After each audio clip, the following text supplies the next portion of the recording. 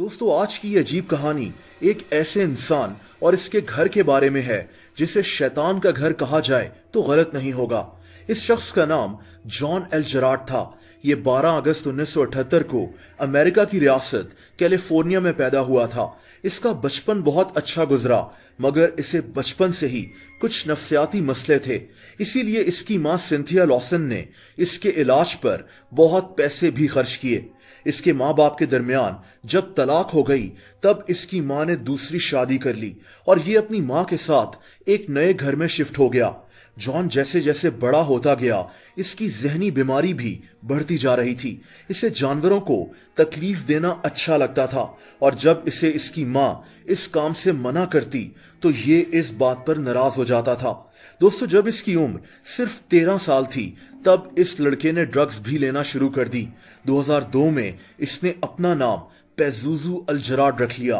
पेजुजू दरअसल एक शैतान का नाम है। इस नाम को रखने का असल मकसद ये था कि अब ये इस शैतान का गुलाम बन चुका है। इस अजीब इंसान ने एक शैतान बनने के लिए अपनी जबान दरमियान से कटवा ली और अपने दांत ऐसे नोकीले बनवा लिए जैसे किसी खूंखार जानवर के होते हैं। इसकी कोशिश थी कि ये ज्यादा से ज्यादा लोगों को अपने साथ शामिल कर ले ताकि ये सब लोग शैतान की गुलामी करने लगे। इस शख्स ने नहाना भी छोड़ दिया था।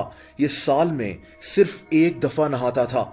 इसने एक लड़की से शादी भी की जिसका नाम एम्बर बर्श था। ये लड़की भी इसके हर काम में इसका साथ देती थी।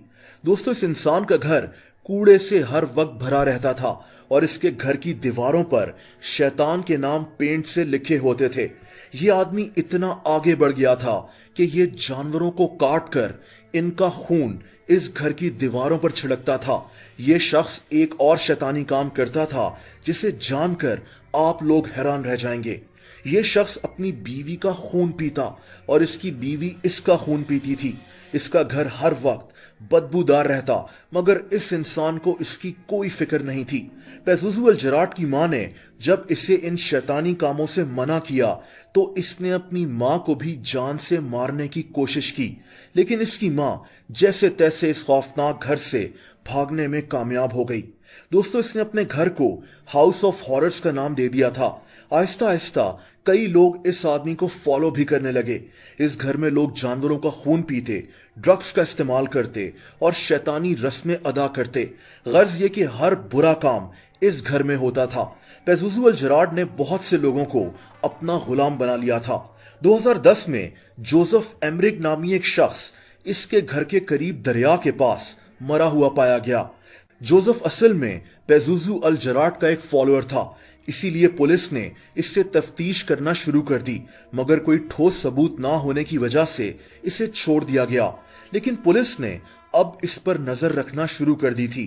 दोस्तों, ये शख्स अपने घर के अंदर क्या करता था, इसका इल्म इस इलाके के लोगों को बिल्कुल नहीं था। लेकिन एक दिन इसके एक पड़ोसी ने पुलिस को शिकायत की कि इसके घर से हर वक्त बहुत बुरी बदबू आती है। इस पर पुलिस ने 5 अक्टूबर 2014 को इसकी प्रॉपर्टी की छानबीन शुरू कर दी।